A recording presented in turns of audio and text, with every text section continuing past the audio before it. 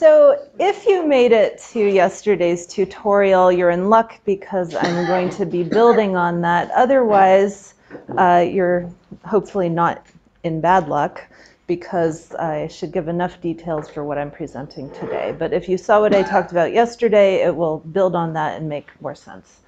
So I'm going to talk about two recent papers of mine that are building up the Ramsey theory of the Henson graphs. And this work started back in 2015, and only recently I put the second paper on archive last week, so it took a while. And I'm going to start again at the beginning. So here's Ramsey's finite theorem, and it says that if you have some finite numbers and you color your k tuples of n into r colors, then there's going to be a monochromatic subset of size m. And the infinite Ramsey theorem says the same thing, except that you can find an infinite subset, which is monochromatic. So this is the beginning for our extensions to structural Ramsey theory. Okay, so we've got the finite version and the infinite version. Okay, now structural Ramsey theory, if you don't know anything about structural Ramsey theory, think of graphs, okay? You can think of edges, or you could think of the rationals, and either of those is going to give you the right idea. So B choose A denotes the set of copies of A and B, whatever that means for your structure. Okay. And copy means that you're isomorphic to A. All right, so a Freycinet class is a class of finite structures in some language which has the hereditary property, the joint embedding property, and the amalgamation property. And again, if you don't want to think generally, you can just think about graphs or finite linear orders.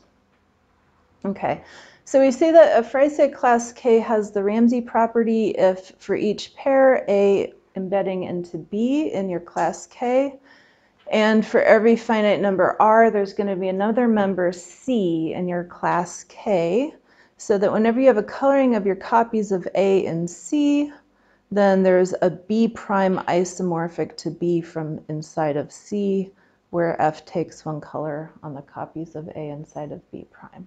Okay, and written in nice symbolic language, this is it. And here's your Hungarian arrow notation. I guess such that is not really symbolic, but the rest of it is. To keep in mind, so examples of Freycinet classes of finite structures that have the Ramsey property: Boolean algebras, finite Boolean algebras have them; finite vector spaces over a finite field; finite ordered graphs; finite ordered hypergraphs; finite ordered graphs omitting k-cliques. That's what we're talking about today. And then, yes, linear. Ordered means linearly ordered for me in this talk. And ordered metric spaces and many others. All right, small Ramsey degrees is the first bump up in a generalization. So lots of Freycinet classes don't actually satisfy the Ramsey property, but they might have a semblance of Ramseyness in the sense that for each A in your class, there's a finite number T, which depends only on A and that class. So that whenever you take a B in your class where A embeds into B and any finite number R, and you color your copies of A in the Freycinet limit of K into R many colors, then there's a B prime isomorphic to B where F takes at most this many colors. So just an FYI, the Freycinet limit of the class of finite linear orders is the rationals. The Freycinet limit of the finite graphs is the random graph, etc. So this is some infinite object, and I could have written this in terms of existing a C in K, but this gives a nice analogy for the next slide. Okay. So some Freiseg classes with finite structures, with finite small Ramsey degrees are the classes of finite graphs, hypergraphs, anything that I had on the other slide where you took the order away, if it had an order, now has finite Ramsey degrees, small Ramsey degrees. Okay, so like the order makes them rigid so that you have one color, and you take the order away, there's only finitely many ways you can embed, so you sort of get from a thinking about an order that you don't have, you get the finite bound. Is that a theorem? If the ordered version has the Ramsey property, then the unordered version certainly has the small Ramsey degree. But the other way, and not necessarily with an order, but with something called a precompact expansion. Yeah. So there's a way to add to the language to get the Ramsey property back. I think that was due to Andy Zucker. Okay, then KPT, looking at Freiseg classes, these limits of Freiseg classes, which are called Freiseg structures. We say that K has a finite big Ramsey degree if for every finite member in this Freiseg class, there's going to be a bound T, so that when you color your copies of A in the Freiseg structure into finitely many colors, you're going to find a copy of K in which you have no more than this many colors. So the jump here is that you are trying to find a K isomorphic to the original one infinite structure.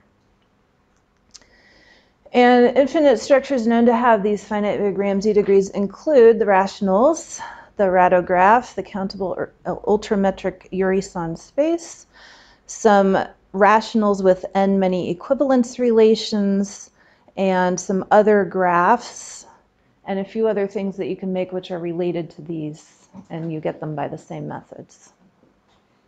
Okay. So a quick nod to topological dynamics. Most of you probably know this KPT correspondence between the automorphism group of the Freiseg structure being extremely amenable if and only if the Freiseg class has the Ramsey property.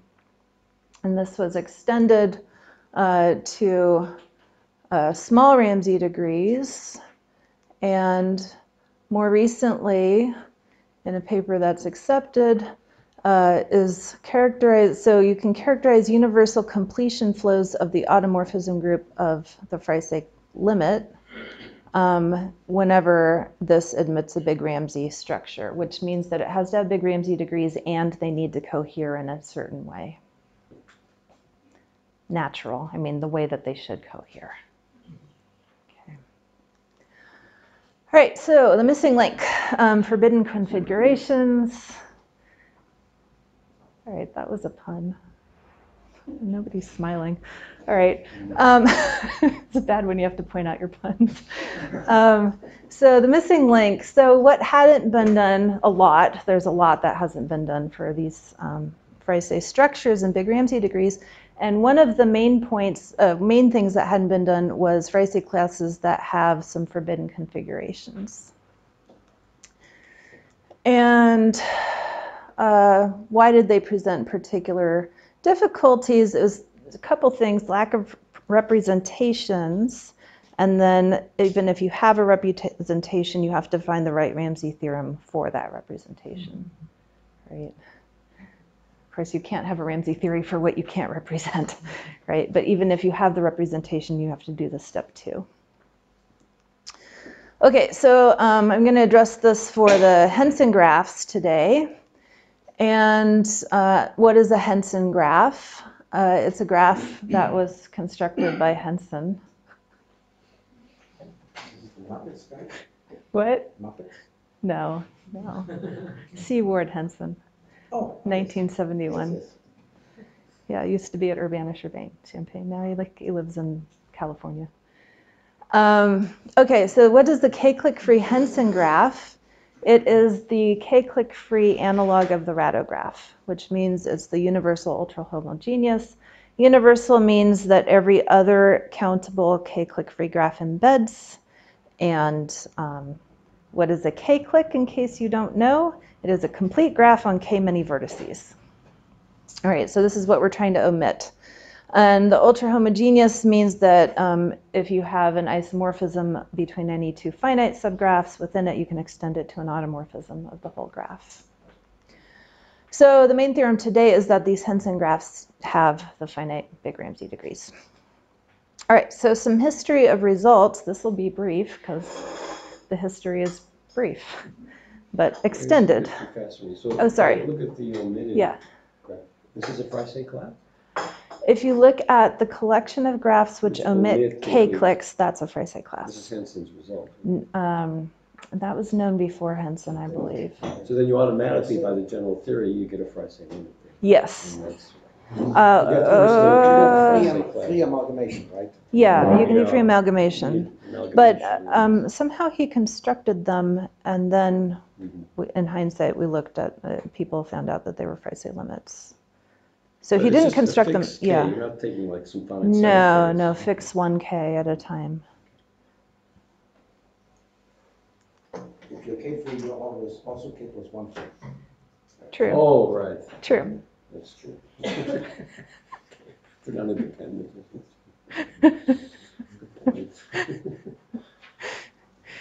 All right, so the universal homogeneous triangle-free graph,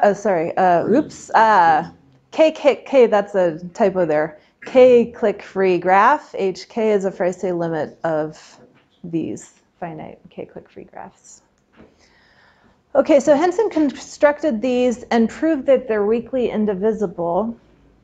And weakly indivisible means that when you color the vertices into two colors, either you can find a copy in the first color, or else the second color has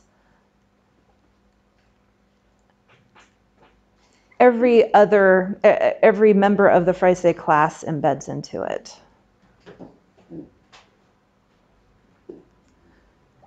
And along this history, Neshatrill and Riddle proved that the finite ordered k-clique-free graphs have the Ramsey property. So this was actually done after Henson made these graphs and proved his result. And then for the triangle-free graphs, Comiot and Riddle proved that this H3 has big Ramsey degree 1, which means it's indivisible, which means that when you color the vertices into finitely many colors, one of the color copies has a copy of H3. And not too long after that, then Elzahar and Sauer proved the same thing for all the Ks. And then in the 90s, Sauer proved that the triangle-free homogeneous graph has big Ramsey degree 2 for edges. And then it stopped. Sorry, what does Ramsey degree 1 or Ramsey degree 2 mean? Ramsey degree 1 means basically Ramsey property. Oh, 2 means you can reduce the colors to two colors. Yeah, okay. Yep. What does it mean? In one case you color the vertices, in the other you color the edges? Yes. Yeah. And we're trying to build up to color any copies of any fixed finite graph. That's the point. Yeah. Okay, so progress halted because we didn't have a proof, we didn't have some sort of Halpern-Leukli or Millikan theorems which were applicable to these graphs. So when I got interested in this in 2012, I asked Stevo, and this is what he told me. And I thought, oh, that sounds interesting. Let's try to do this. So it took some more years.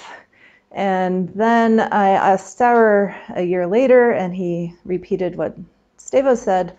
And he also made explicit to me that you needed to have a way of representing your triangle-free graphs. And so these two sentiments appear in the habilitation paper of Lionel. And this was sort of what gave me the idea of where to start on this project. Basically start by making a representation and then try to prove a Halpern-Leukli theorem for it. Okay. All right, so our proof strategy is to follow the outline of Sauer's proof and then change everything that we need to change. So I'm going to recall his proof outline that I went over yesterday so you can remember it or see it for the first time. Sorry, what? What theorem is this a proof of?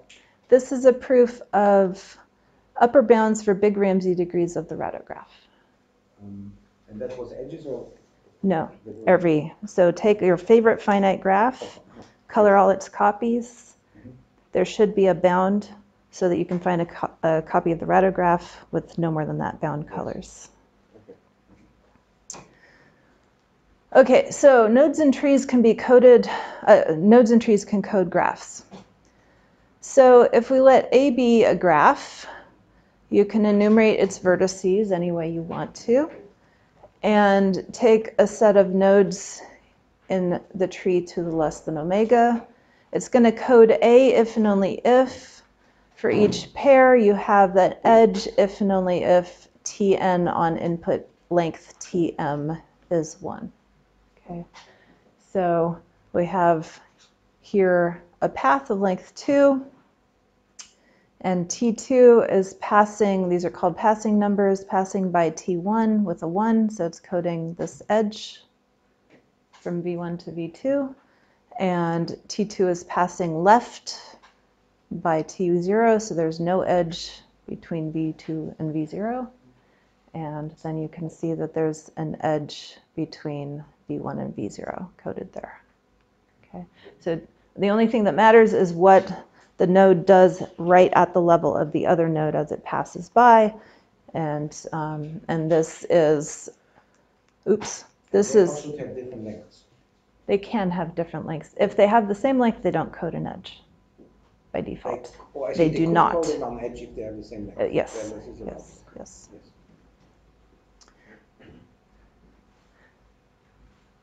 But if one is looking for lower upper bounds for the big Ramsey degrees, you may as well take them never to be at the same length because it reduces the number of types. Okay, so outline of Sauer's proof. So the radograph is going to be bi-embeddable with the graph that is coded by all your nodes in your binary infinite tree, where exactly if they have the same level, they don't code an edge, and otherwise they go by the formula I gave on the last slide. What does that mean if they have the same length, they don't code an edge? They code a non-edge. They code a non-edge. Oh.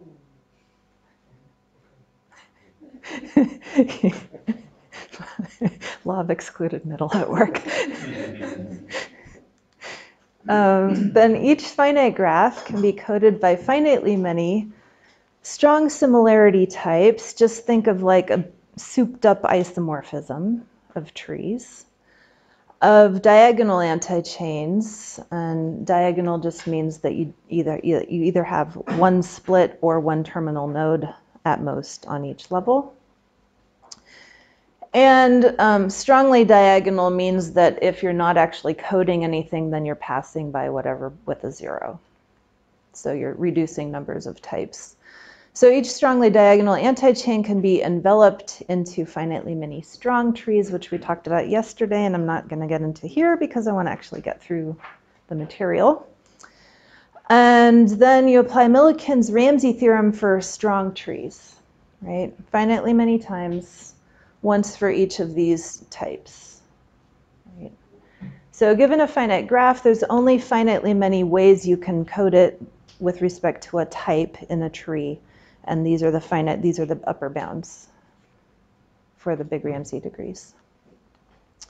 Then he chooses a strongly diagonal antichain that codes the radograph and shows that each of the types persist. This then appears in a paper of Laflamme and Sauer and Vuksanovich, where they get the exact numbers of the big Ramsey degrees for the radograph. Okay, so this is the proof outline, and this is my strategy. Okay. Sorry, what do you mean each type persists? Persistence. So once you've taken this diagonal antichain, if you take any subset which still codes the radograph, you still have all of these strong similarity types within that sub-chain, antichain. So that's getting you the lower bounds on the big Ramsey degrees.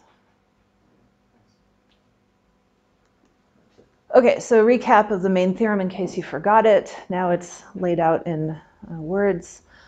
If you have k greater or equal to 3, then for every k clique-free graph that's finite, call it A, there's going to be a positive integer number, so that whenever you color your copies of A and HK into any finitely many number colors, there's going to be a subgraph which is isomorphic to the original, where all your copies take no more than that number. So I have upper bounds. I do not have lower bounds right now. I believe my upper bounds should be the lower bounds, but it's not proved. Do you have a formula or something? I have types. I have tree types. So graphically, I mean, you know, there's a definition and there's a visual, and So there are a few factorials. it's going to grow fast. They're going to be larger than the radograph ones in general. Okay, so the structure of the proof is going to go in 4 main parts. First, we're going to develop a notion of strong HK coding tree, which is going to represent HK.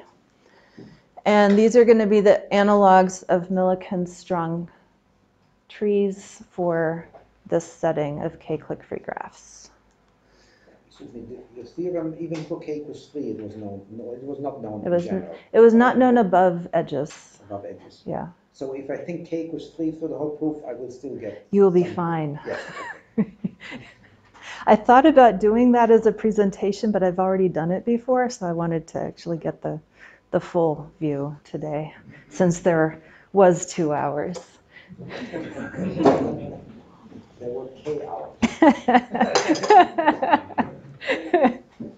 I'll probably finish it anyway, so I think we'll be okay. All right, so that's the step 1. How do you code? What's the representation? The step 2 is to prove a Ramsey theorem, which is an analog, in a sense, of the Millikan theorem. And the third is we want to decode. This part 2 is going to be for specific types of trees, though. And what we really want is to get a Ramsey theorem for antichains coding graphs. So you need another part to do that. And we're going to have a new notion of envelope, which doesn't look like the old one at all. The old one just doesn't work in this setting. I tried. You may have an infinite regression, and then you're sunk. So, and then part 4 is to apply part 3 and get your upper bounds. Okay. All right. So we want a correct analog of strong trees for HK. How do we make sure that KK is never coded? But we want branching as thick as possible subject to this. So you draw a lot of trees for a lot of months, and then you start to see what they look like and what they do.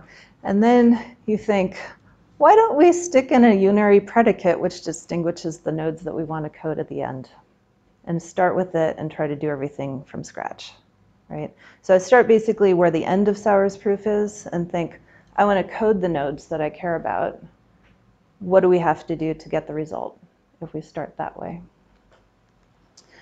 And so we're going to need a branching criterion to tell us when we should split or not split. And that turns out to be it. So, okay, now what codes an A clique? So A is going to be ranging between 2 and K. An A clique is going to be coded if you have A many vertices. That passes, another one passes with a 1, right? So an edge is coded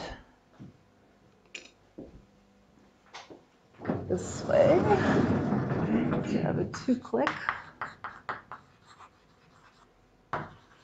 It's going to be some node with a passing number 1 and some other node, whatever, right? And a 3 clique is going to be coded by something like that. give or take the order, right? But you have some nodes in the tree. Whatever they do down there, it doesn't matter as long as this happened, right? So that's how you code cliques. And now we want to have a KK-free branching criterion. So and first we just figure out what codes a KK-free. We're going to say that a tree T with these coding nodes, which are distinguished inside the tree to code vertices of some graph, is going to have the KK-free criterion if whenever you have n greater or equal to k minus 2 and you have some indices below n where these code a k minus 1 clique, then this T must not branch. Otherwise, T will branch.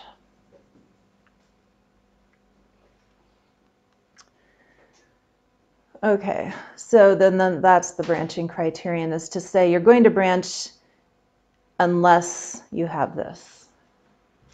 Right? So that gives you maximal branching with respect to never coding k-cliques. All right, so I don't really want to say all of that out loud. I'm going to show you the pictures soon. All right, but before that, Can you go back 1 moment? yeah, sure. So the branching criterion was if it almost has a clique, but you know, you're always avoiding you're almost in to the last k-cliques, then you better not branch if you would. So the idea is if you're here and you're trying to decide, should I branch, should I not branch, you look at this node, compare it with all of the other coding nodes below you, and you say, do these code a k minus 1 clique? If yes, you better not branch. And if no, you're fine. And then you have to branch. Then you must branch to be maximal branching. Because you need the maximal branching so that you can do some Ramsey theory. That's why, because you need as much as you have as you can get. Okay, so how do you build a copy of HK? This is how Henson builds a copy of HK. If you have a countable graph, it's going to be universal, KK free, if and only if it satisfies this property A sub k, which means you don't want to omit any k-cliques. Duh. Sorry. I mean, that's a no-brainer right there. You have to have that. But then number 2 is that if V0 and V1 are disjoint finite sets of vertices and H restricted to the vertices on V0 does not admit any k minus 1 cliques, then you must be able to add another vertex with an edge to everything in V0. Right? So the normal extension property for the Rado graph, except subject to you better not make a k-clique. So you can move this over to the setting of trees coding graphs, and 1 is 1. And then 2 I've sort of reformulated to make it easier to build the trees up in a process. So if you take f sub i's to be some enumeration of the finite subsets of omega, and let's stipulate that max of fi is below I minus 1 because it makes life easier. Then, and you want each one to appear infinitely many times, then for each subset of fi of this size k minus 1, if it doesn't code a k minus 1 clique, then there's going to be an n above I where this node coding that this is going to be the vertex vn passes by with 1 if and only if it's in this. So this is the extension property here in terms of trees and coding nodes.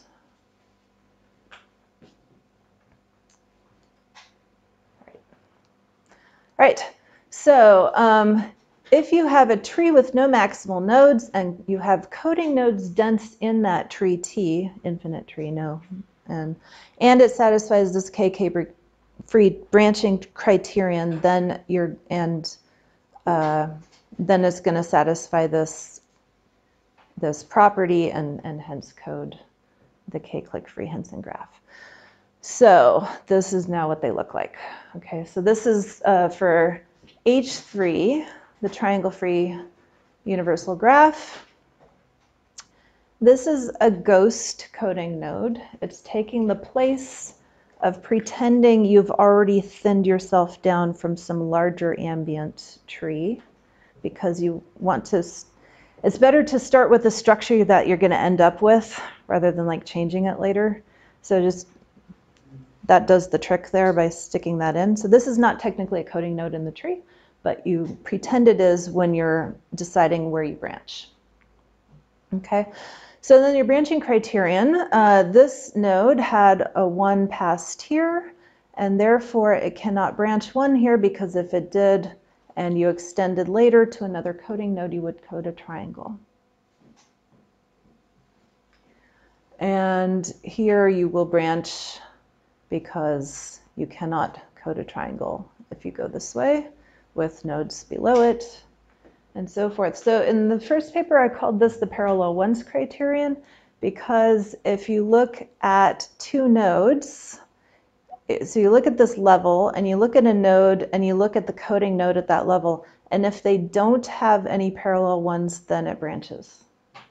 And if they do have parallel ones, that means they're coding a pre-3 clique if they go to the right at the same level. So literally parallel, literally like this is parallel to that. Oh, on the same level. Yeah.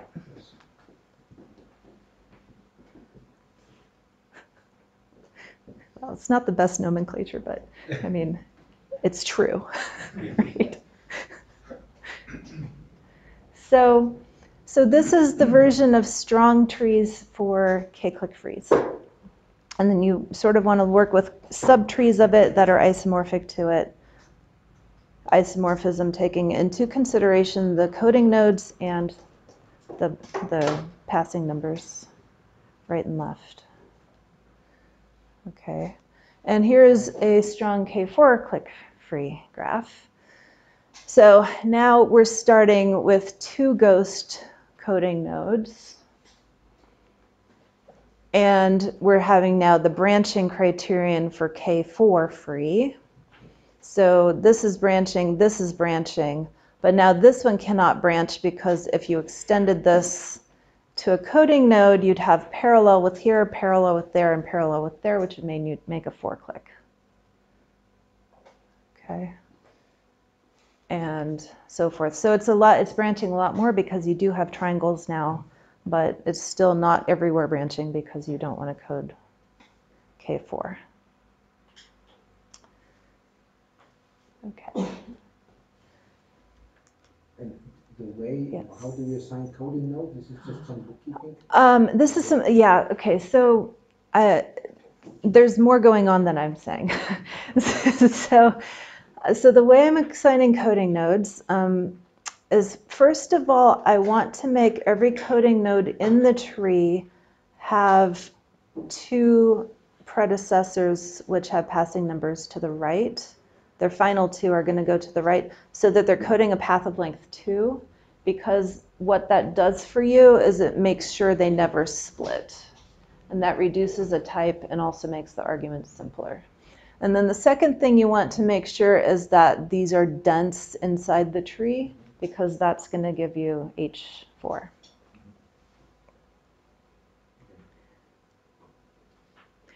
Yeah, and I'm also doing a bit of alternating here. So in order to get the density, there is some bookkeeping. So I'm list out 2 to the less than omega, right?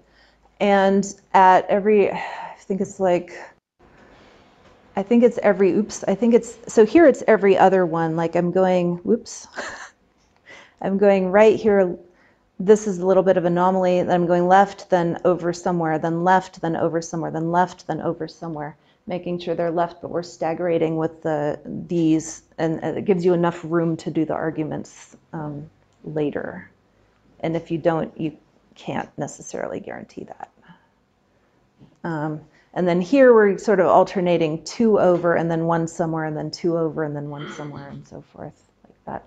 So you do a couple towards the left, depending on k, it grows. And that helps you when you're trying to show that you can extend finite subtrees the way that you want inside the big trees.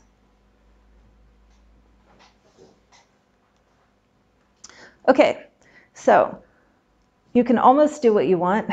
You can't always get what you want, but sometimes you get what you need. And here, so we don't get what we want here because there's a bad coloring for vertices, where you can code your, so the leftmost vertices, you can code the color and the coding node colors with some interference so that you can never get a strong subtree like this with one color, but you just skew it to get away from that. So this is now, if you looked back at this tree and you just skew your splitting nodes, then you will get this. What does that mean, you skew?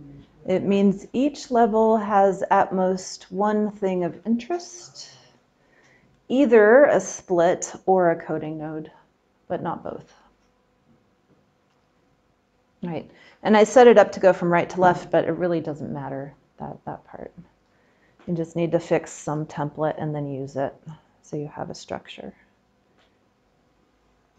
So the way I think about it is that if you zip up to these dashed line levels, you get back the original trees. And here is a skew tree for H4. I'm hoping you appreciate these because they took me a long time to make. But they're sort of relaxing, actually, the coding. It's a nice thing to do in the evening. That's easier than right there. Oh, for sure. Yeah, it's a mindless task.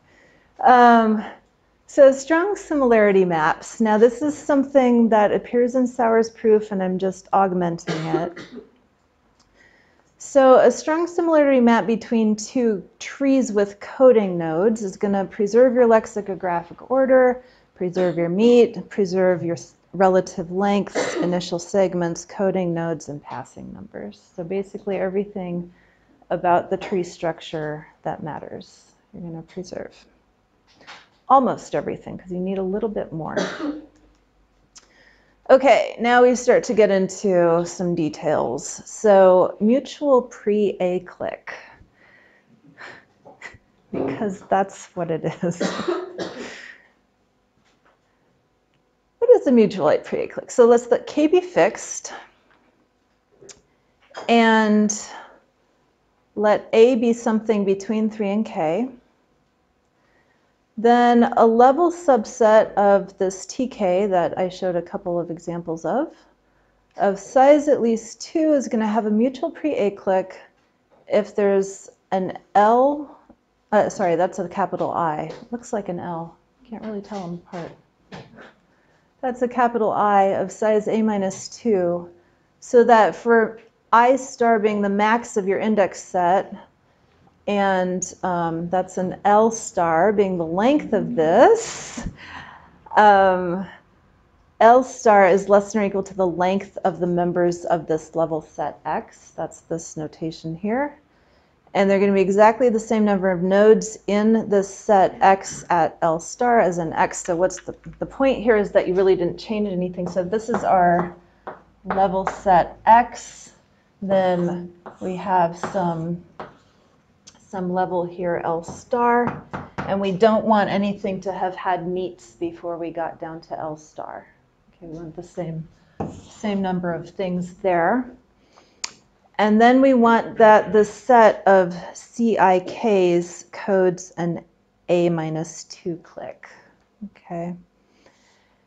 And each node in X plus is supposed to have a passing number 1 at each of these coding nodes. So let me draw a couple of these. All right, so a mutual pre-3 clique is going to look something like this, or where you have C3, you have only I0, so this I has set size 1. And then these might do whatever above. Okay, this would be the mutual pre-3 clique. Right, this is some coding node.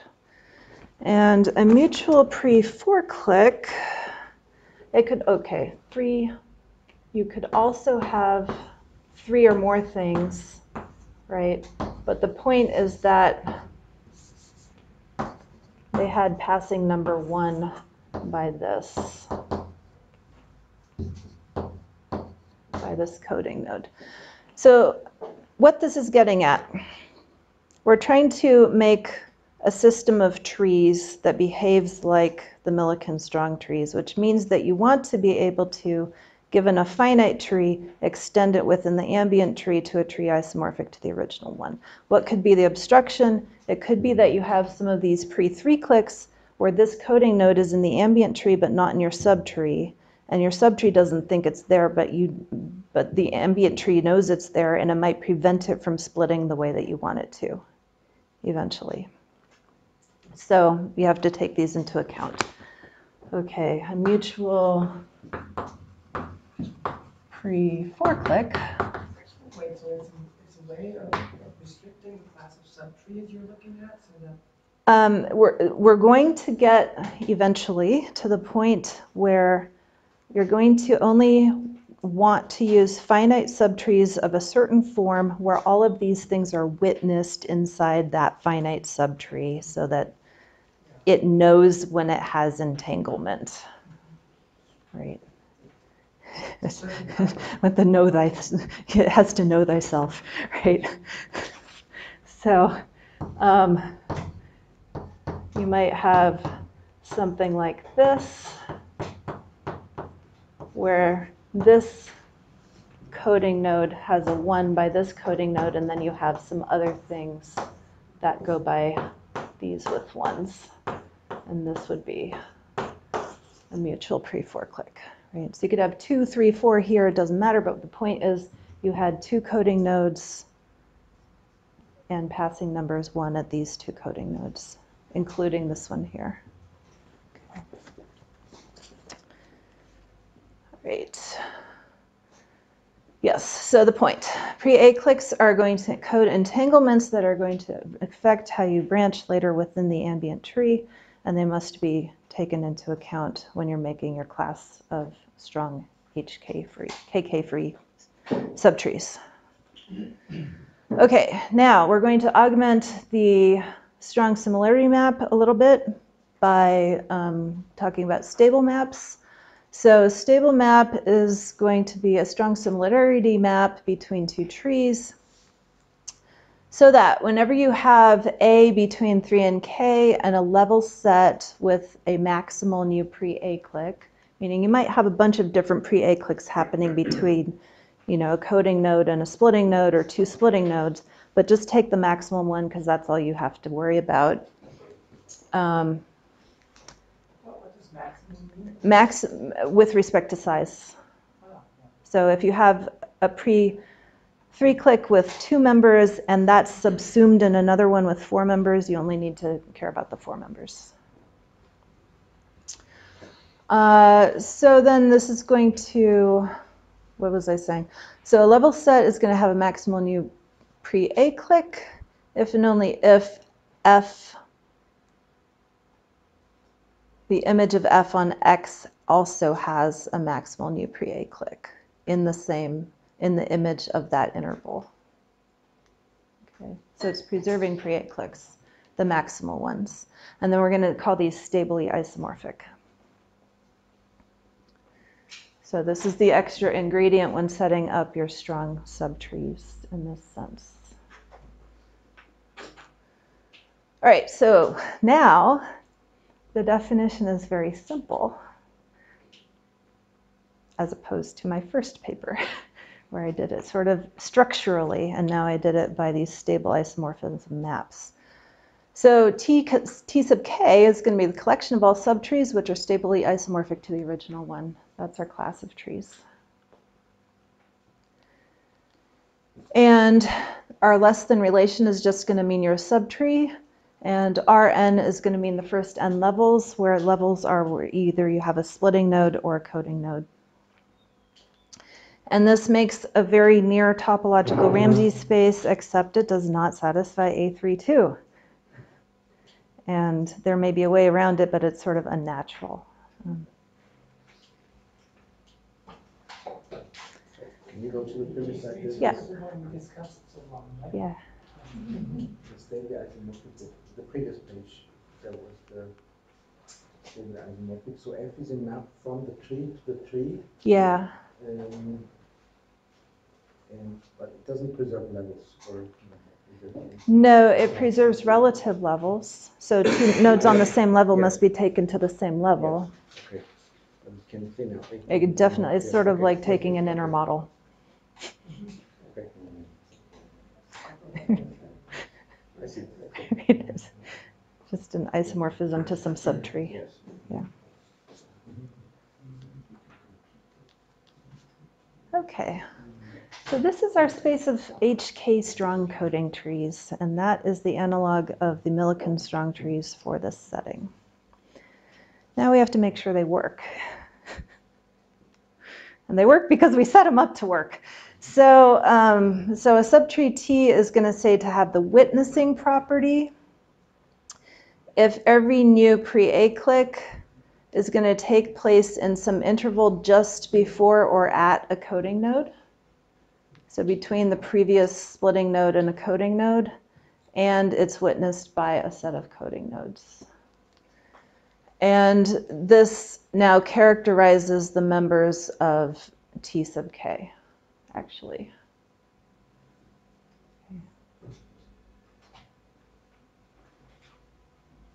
What is TK? T sub k is the space of strong HK coding trees, or just strong coding trees.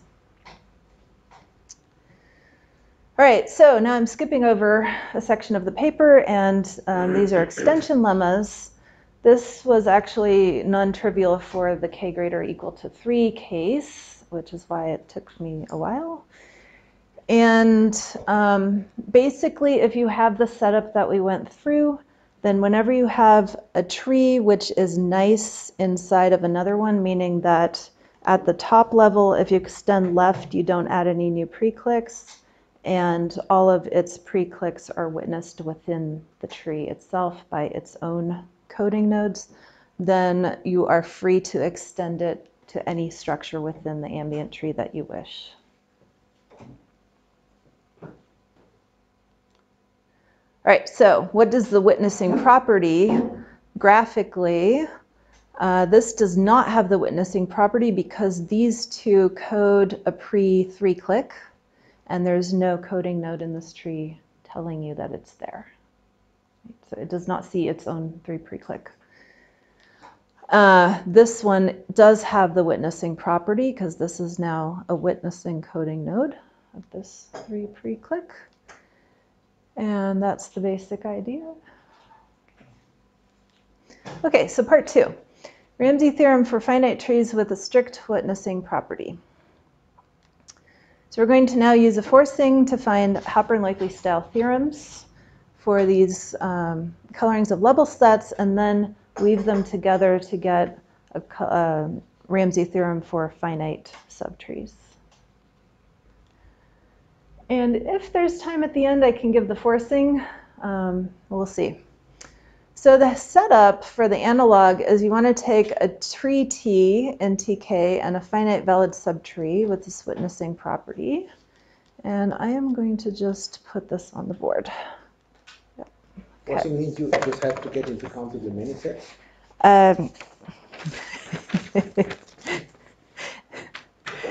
Forcing means we are using a forcing to find things, finite things, without going into, it's a way to do an unbounded search. It's not really an induction. But everything is countable, right? I mean, yeah. Yeah. you have counted many then sets, I guess. Yeah, I mean, you're not even using that. In the universe. Well, but the thing is that the forcing doesn't give you what you want. You actually have to construct it by hand.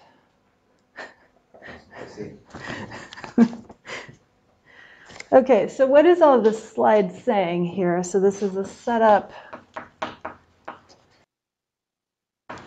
likely style theorem.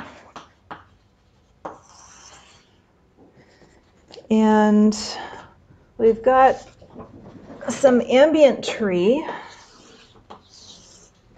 T, strong coding tree. We've got some other subtree, let's call it B. And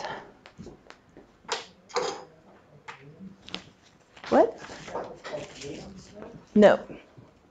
So A is going to be a subtree of B, but with nodes at the same maximal level. So this does whatever there. Okay, and it's important that we have this leftmost node, and if you don't have it, then you do an induction argument at the end and it works. So it's no big deal to assume you have it. Then A, we look at its maximal set, and we look at what is next. Maybe one of these splits. Maybe they do something like that. And now we want to take some subset. Maybe not everything, it doesn't really matter. But this is the set A sub E that we want to extend to some set X tilde. And there's two possibilities. Either you have a coding node or you have a splitting node. Right? And in the case that you have a coding node, your immediate successors matter because they're coding edges or non-edges. Right? So what I wrote up there is case B. And you're given a coloring. Okay, so I think that's clear, hopefully. That's the picture of this.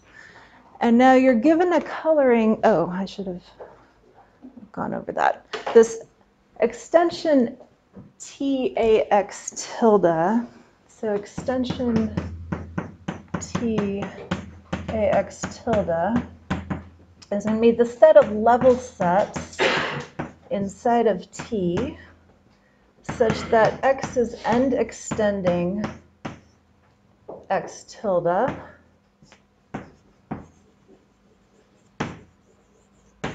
And we want A union X to be stably isomorphic to A union X tilde, and moreover, A union X valid in T. Okay, so this is the analog of coding level set, or coloring level sets for Halpern likely. Right? If you're not valid, you're not going to be in the subtree we're creating anyway, so who cares? And you only want to color stably isomorphic copies because it won't work if you don't, and you might have two colors in that case that you're stuck with.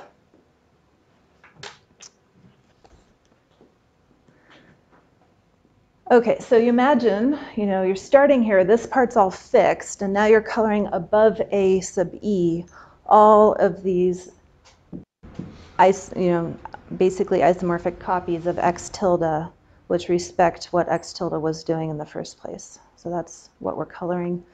And now then the theorem is that given any coloring of this collection, there's going to be a strong coding tree that is starting at B and going up into T and makes another strong coding tree with one color.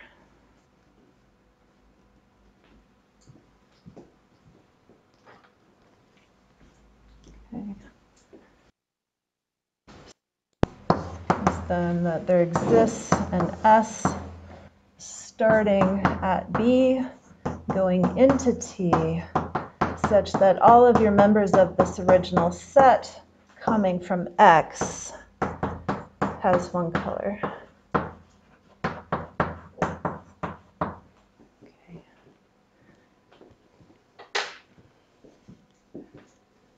Right, so case A and case B you have to do by two different forcings, obviously, because one of them has coding nodes and the other one has splitting nodes. But they're very similar arguments. And this gives you the level set extension homogeneity. Okay, so we can go over the proof later, I hope. And now we're going to talk about how you leaf these together to get the Millikan type of theorem. And one of the things we need is to get the strict witnessing property. And you satisfy the strict witnessing property if basically you don't have too many new pre-cliques occurring too fast, right? So we want to have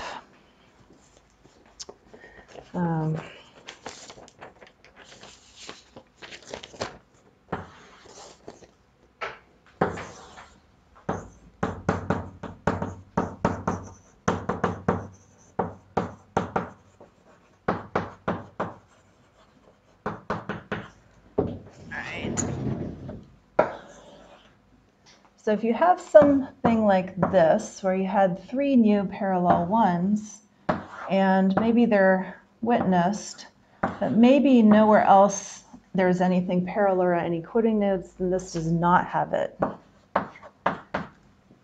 So in order to get to the three parallels, you had to go through some two first. Actually, that's not going to happen. And then up to there. So you can't really jump size. And why that's necessary is because when you do the case B forcing, you are already fixed over your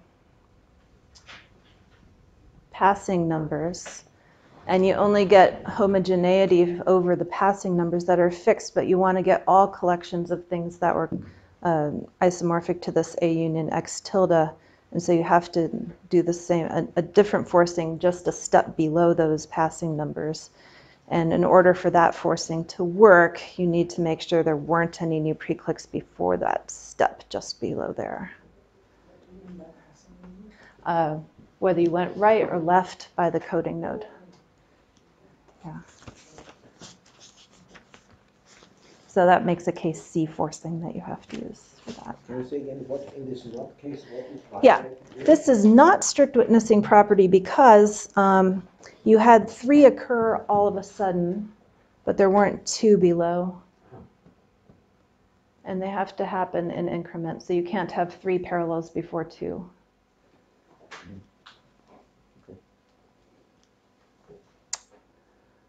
Okay, so theorem, so this is giving us our notion of copy. So if you have a subtree which has this strict witnessing property, then any other tree which is stably isomorphic to it also has this strict witnessing property, and therefore we can talk about copies. So this is giving us our notion of copy.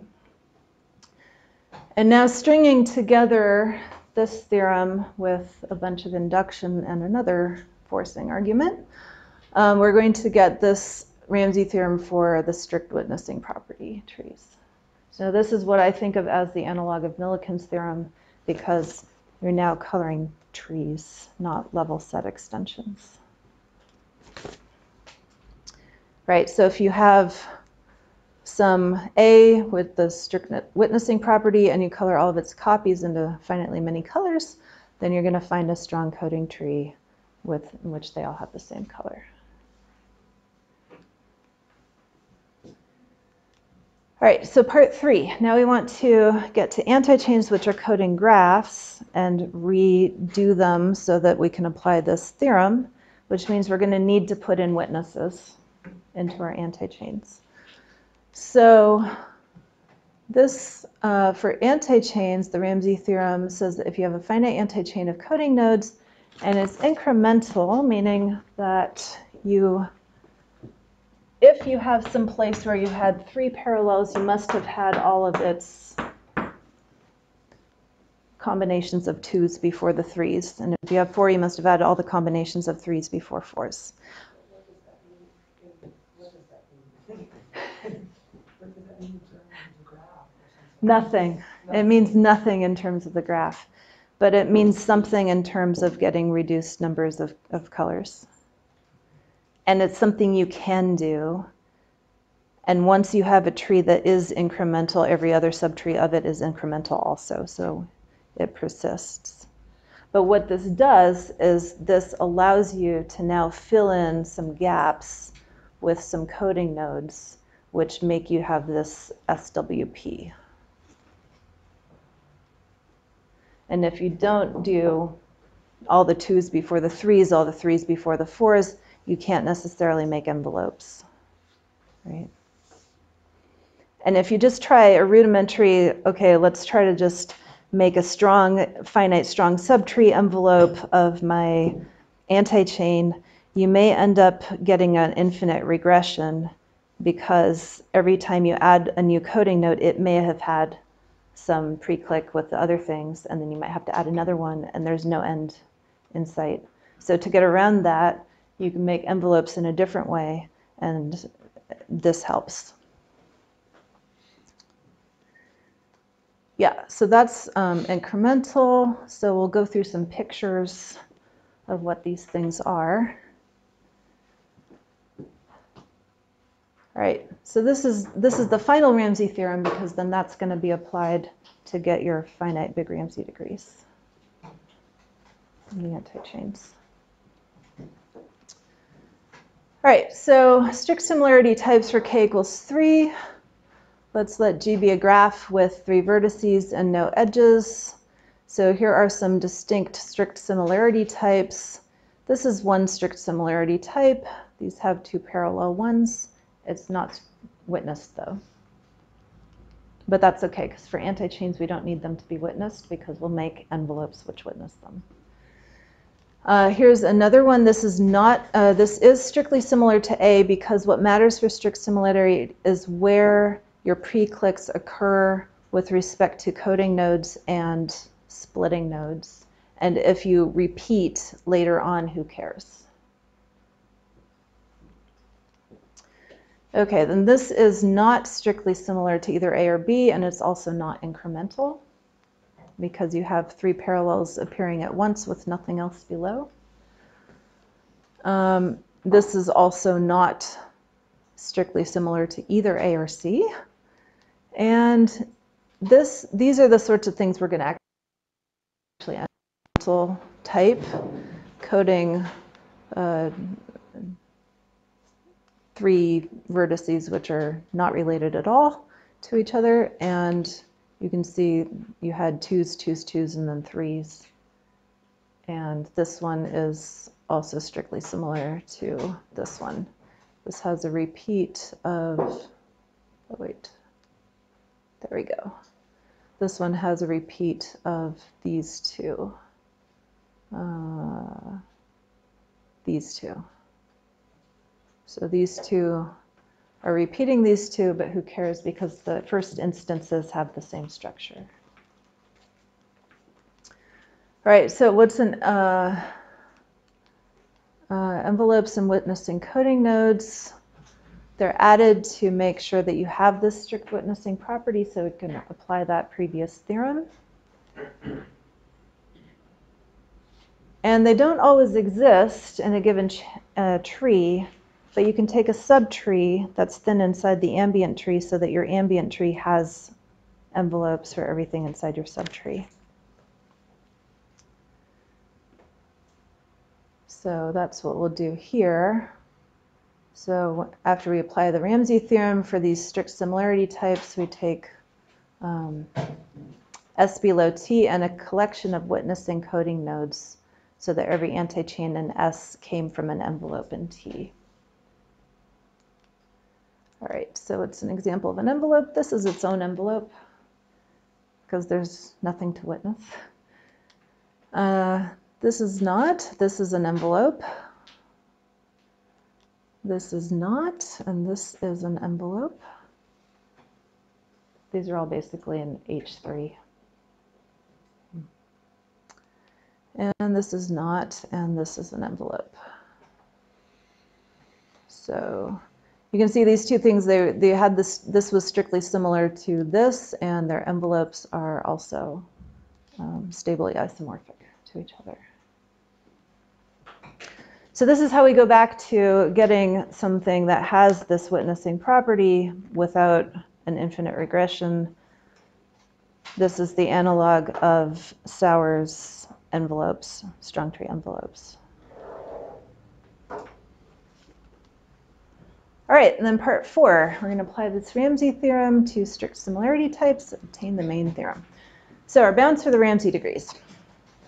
We're going to take G to be some finite, free graph, sorry, and let F color the copies of G into finitely many colors.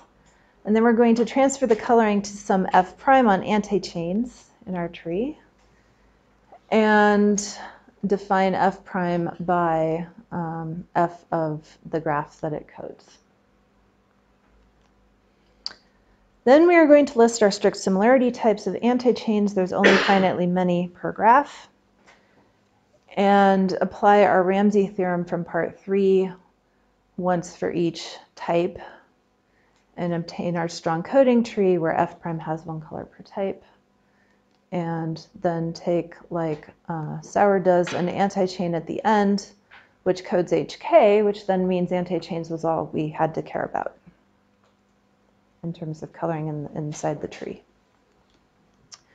All right, so then this gives your bound for the big Ramsey degrees on HK. So this is what an antichain coding H3 is going to look like. So basically we're keeping the structure of H3 but sticking off these terminal nodes, and those ones are going to code the graph.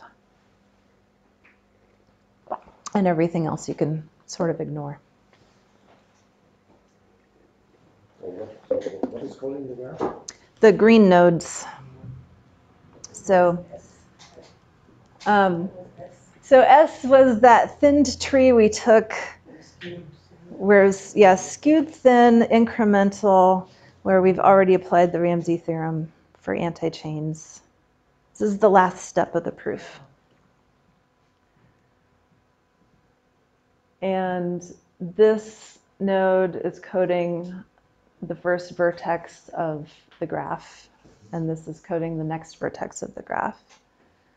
And if you knock off these nodes that are terminal, you get back something that's isomorphic to T3.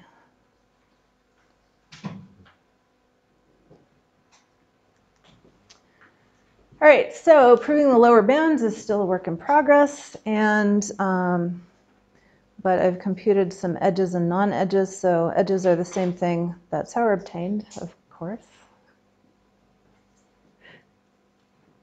Because when you reprove something that somebody else has proved, Could be better. well, not if it's a number. Not if it's a precise number, yes. He gave his lower and upper bound were the same. Yeah. So, okay. And then for non-edges in H3, though, you get 5 types. The 3 is not equal to 5. Okay, so this is the beginning of a more general theory, because what this can do now is can code other types of structures which are omitting certain substructures.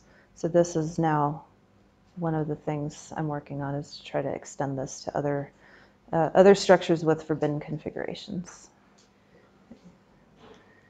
And yeah, so homogeneous partial order, bow tie free graph, etc. Okay, we do have time.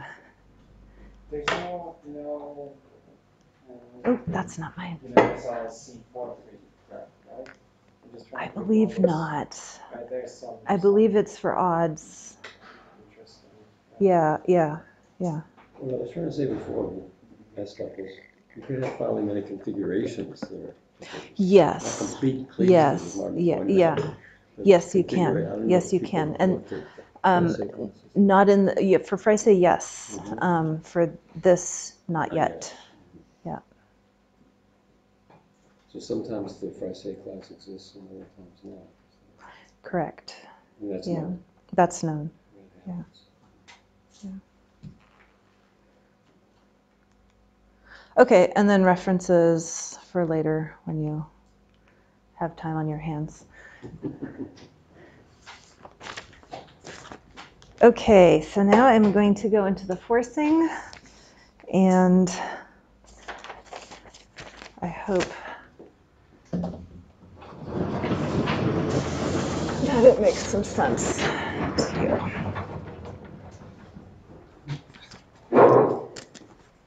Right.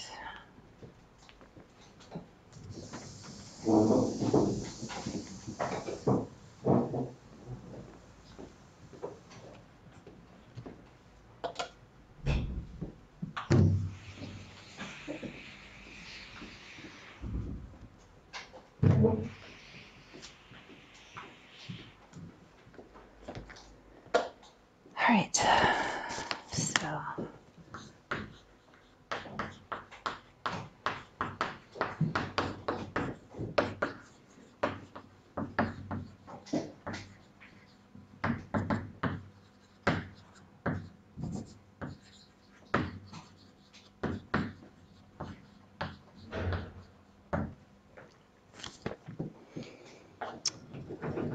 right.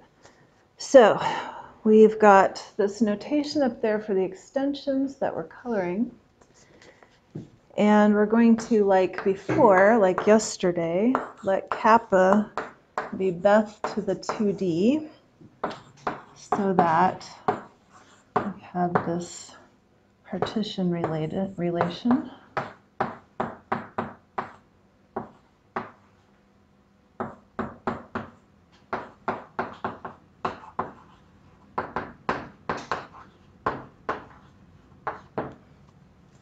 Okay. And we're going to let d plus 1 equal, sorry? I thought Alice had a plus on the left side. This is overkill. No, but you need continuum plus to get Aleph 1, I think. Oh, well, Beth 2 is more than continuum plus. Beth Yes. 2D. Okay. Yes, sure. Yes. Yes. Yeah, you can write it a little nicer with a mu and a plus inside, but this is sufficient. So we're going to let d plus 1 be the number of nodes in AE, so d plus 1 would be 3 up there. Okay. And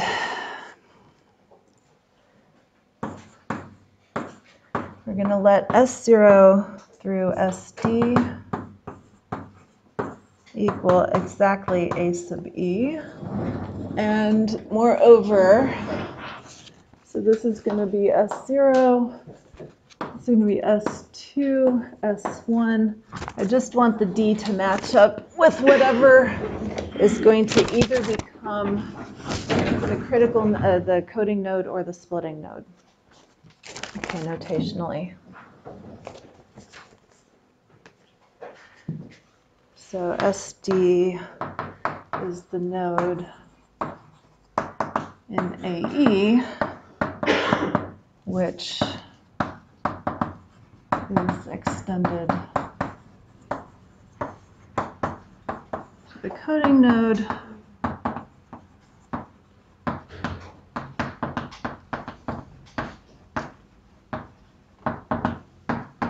in X tilde. All right, so then for each I less than D, less or equal D, we're going to let Ti be the cone in T above Si. And we're going to let L be the set of levels, lengths, such that there exists an coding or splitting node I'm calling critical node. Okay, so there's going to exist a critical node of the type we need, and TD of length L.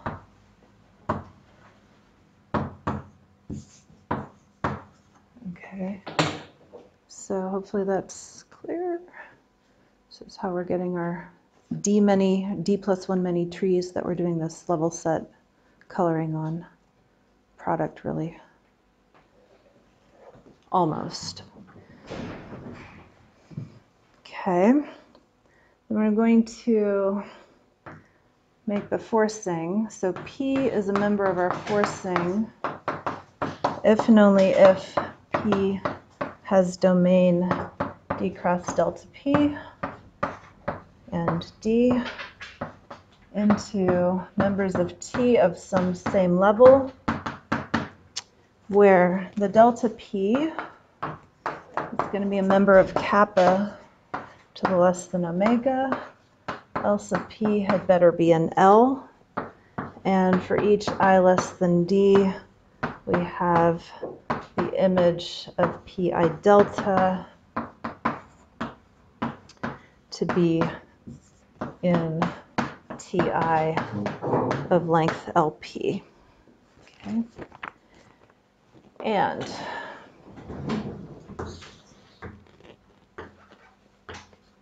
in case A, we want to have PD as a splitting node.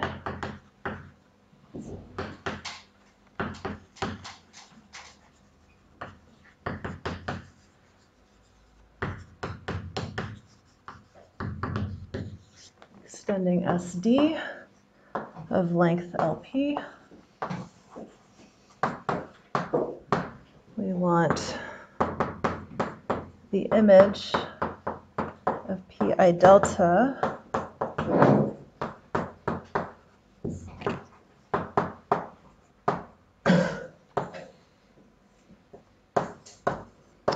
P union P of D to be extendable within our ambient tree. Right, so what this basically means is that if you take these nodes and you extend them leftmost within T, you don't add any new precliques.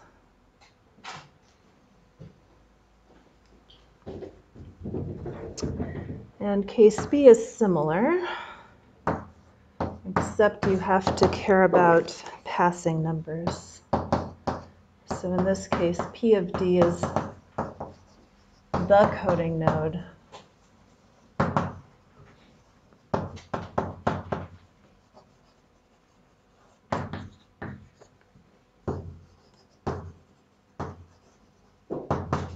P, and secondly, we want that for each delta in the set of ordinals, and for each j in 2, and for each I in I sub j, which I sub j is the collection of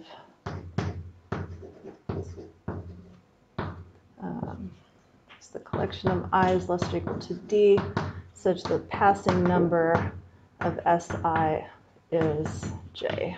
Okay. You want this collection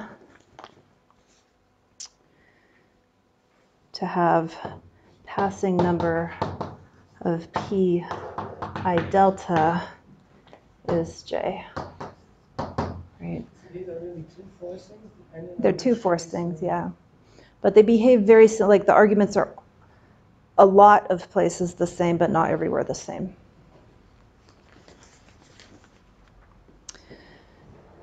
And so far, this is pretty much like everything, except that now we're going to define Q less or equal to P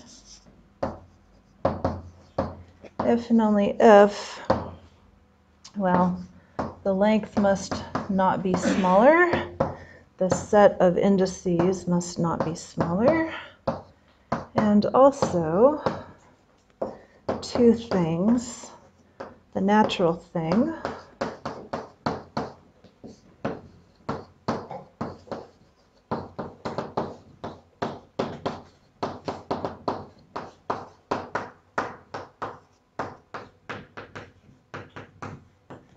and the important thing is that the range of Q, when restricted to the indices from P, has no new pre-cliques over the range of P. All right. So that's the important thing that's going to make it work. Because you're trying to color particular types, but at the same time you want to build a subtree that's isomorphic to the original. Right? So you sort of need the flexibility. So this only that is an extension versus the nodes, of course, I guess. This? Yeah, just as sequences and extension. So the generic object is a tree? No, the generic object is not what you want. That's what was it on? Not this time. Okay. Did you say what free in T means? At the while ago, but free, if you take your nodes and you extend them leftmost in T, you do not add interference. You do not add any new pre-cliques. So they're good. These are the things you want to work with because you can keep extending them to any configuration as you wish. So you're forcing add a lot of branches. It adds a lot of branches, yes. It adds kappa many branches for each tree, just like Halpern likely did. Right, so I've got 15 minutes. And so lemma 1 is that this forcing is atomless. I'm not going to write that down.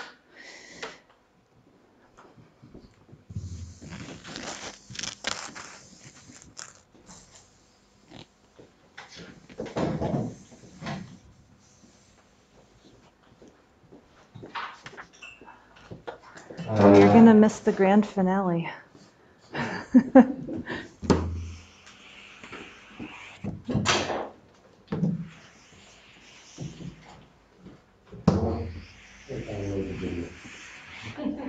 Sorry, what? Yeah. All right, so we're going to do quite a bit the same, but not everything the same as before. So we're going to have given, okay, b dot I alpha is going to be a name for alphath branch in Ti, and b dot d is going to be the name for the branch in T sub d. L dot d is going to be a p name for lengths of critical nodes, either the coding node or splitting nodes in this branch. And then U dot is going to be a name for an ultrafilter on L dot D. So one difference already is that we have to use an L dot instead of just omega from the Halpern likely theorem. And all right, we're going to, given alpha bar, which is denoting an increasing sequence of ordinals in kappa to the d, and p,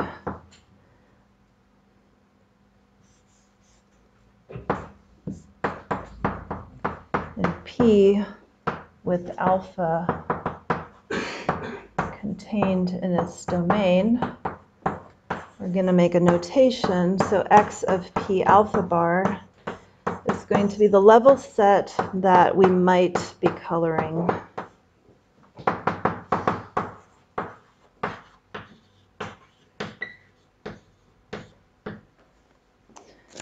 Okay, so not necessarily going to be good for any old p, but for some they will be, the ones we want to color.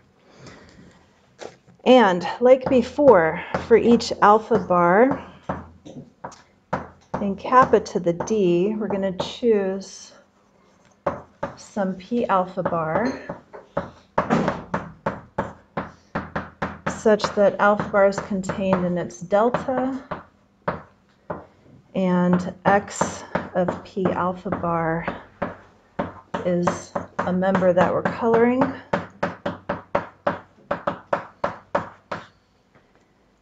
And there's going to, like before, exist an alpha bar in 2 such that P decides this H of B alpha vec restrict to L is going to equal E alpha on U dot many levels L.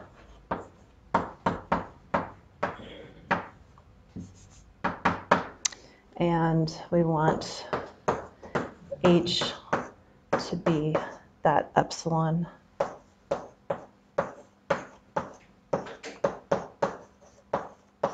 Okay, so these parts are similar as in helper and likely. This part actually requires some work to get it because you can't just truncate a condition. You have to rebuild another condition, add a truncation to make sure it's a condition. But it works, and you have a similar setup as before.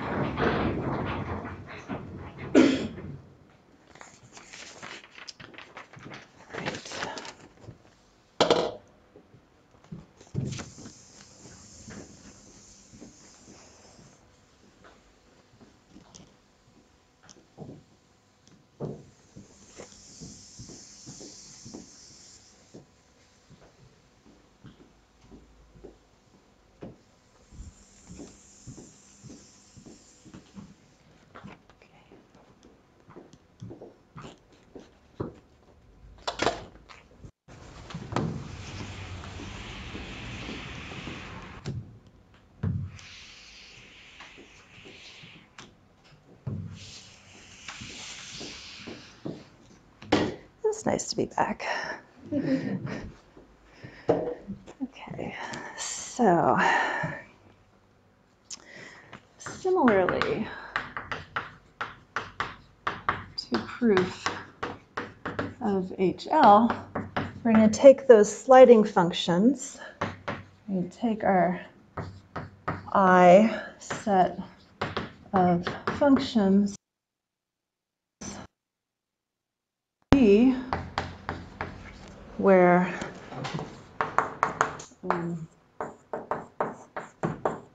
in pairs they're increasing.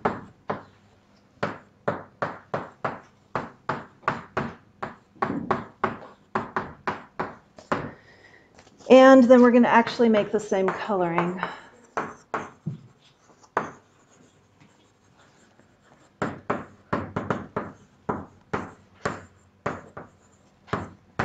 Into a countable set. So in case you're lost, you can look at yesterday's and it's all the same. So right here is all the same. And we're going to apply our Erdős-Rado theorem.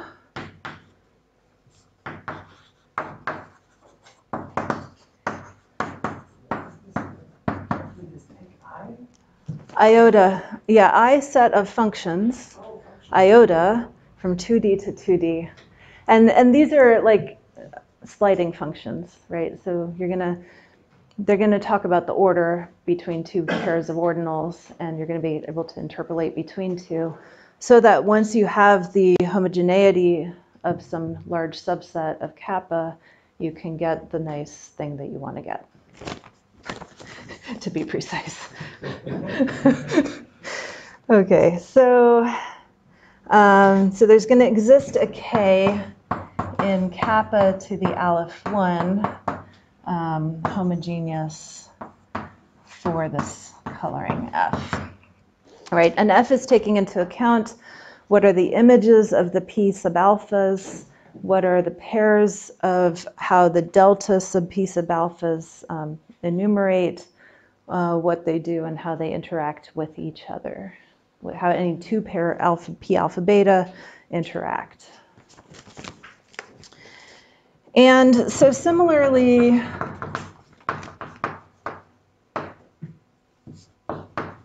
to yesterday's lemmas 1 through 3, we're going to get a set of p alpha bars, alpha bar in pi ki,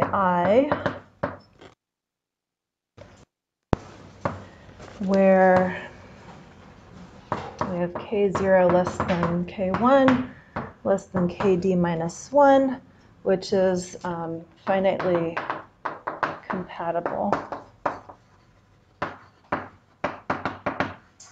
Right. And there sort of ends the similarity, and then you have to do more work in this case. Right? So now this is not so similar to the proof from yesterday. And what we want to do is, okay, we'll get those good starting points. So we'll get, in our case, we've got D is 3, so we'll get some nodes T0 star, T1 star, and T2 star. And these are extending the S's. Okay, but this may not be where you want to build the next level of the tree with the coding node here or the splitting node here. So you may have to build your tree a little bit starting here, right? These are not necessarily nodes in your tree now, but you're going to extend to whatever you needed your tree structure to be. Maybe you had a lot of stuff. Actually, you're more likely to have more stuff over there. And then you get to a level where now you're going to have an extension here with a coding node or a splitting node. And now you do that trick from yesterday with the p alphas using some alpha naught, beta naught, in k naught, in k1, in k2. And then you have to make sure that you can combine them into an actual condition, and you're forcing, use the forcing, get that R. And the R makes, okay, I'm leaving something out. But the point is that you're not taking all tuples now. You're only taking the tuples which are in that X sub T AX. Those are the only tuples that you care about. And for each one of those, you can find a condition that is below them all. Then, okay, let's say this was a coding node here. Then these are all going to be like that. These are all going to have that. And these like that. Because anything not like this I've left out of the picture. And then you have to build the tree in the ground model at this stage, because you're not going to just go and do it again. You've got to build a strong coding tree, right? So you're going to do some other interval stuff here to build your strong coding tree up to the next level where there will be a coding node or a splitting node above this one. And then you go. So you're really, really, really not doing this in the extension model. You're really only using the extension model to find this with the one color and then taking it, and then you've got to build by hand, because otherwise the forcing's not going to give you the right structure. And then you keep going. All right, so that is the main idea. And then, like I said before, the coding node case doesn't actually give you the full thing you want, so you've got to do another forcing on that, which is why you need the strict witnessing property, and then you're done after a bunch of induction. Yeah? One very quick question, but what's the alpha one from? Where are you? The one besides the This is overkill. The point is that you want to have some subsets of this which are disjoint, strictly increasing, and each infinite. So you could have, if you had a set of order type aleph naught times D, you would be sufficient. Oh, and that's where you get the KIs. Yes, They from within here. So that's what you mean when KIs less than K1 means everything in K is K0. Yeah, K1 is yeah. everything in K0. So this is countable, and all these are less than the next thing. This is countable. Everything. Yeah. Mhm. I see. Okay. So.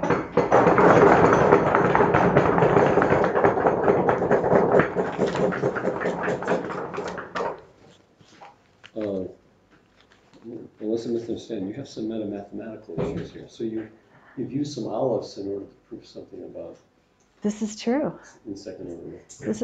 This is true. Do you know the situation? No, Oh, okay. but I would guess it must not be necessary. Okay. It must not be. How is it for half-life also? I don't know what the exact is, but it's down there. It's not. I mean, I believe it. But no, you don't. It should be some sort of second order. You No. thought about doing this without forcing? No, I've been busy with other things. But it should be possible, of course, and it would be very interesting to find how the proof works without that. And I mean, my point was I wanted to get it, right? And yeah, and forcing, if you don't even know if it's true or not, right? This is the first approach.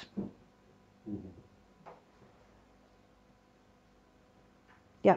Have you seen other applications of this coding, the coding with branches and passing on those? Using Branches coding can be- nodes? yeah, you have No. a graph and then code it as a set of branches and then somehow.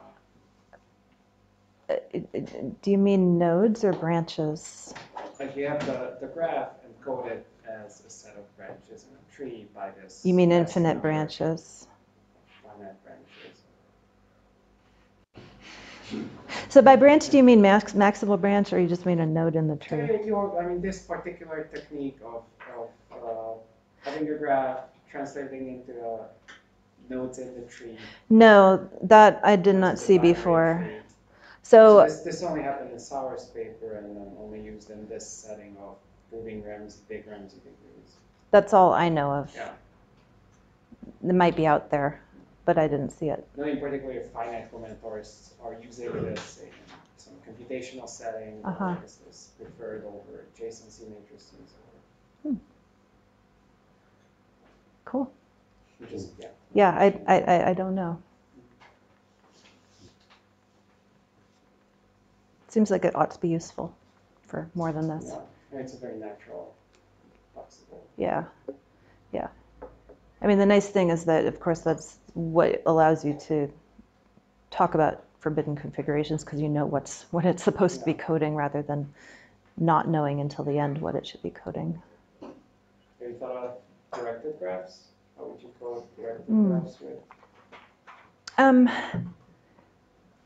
I'm not going to answer that right now. I might answer you in a few minutes after the talk's over, because I think either it's trivial or I haven't.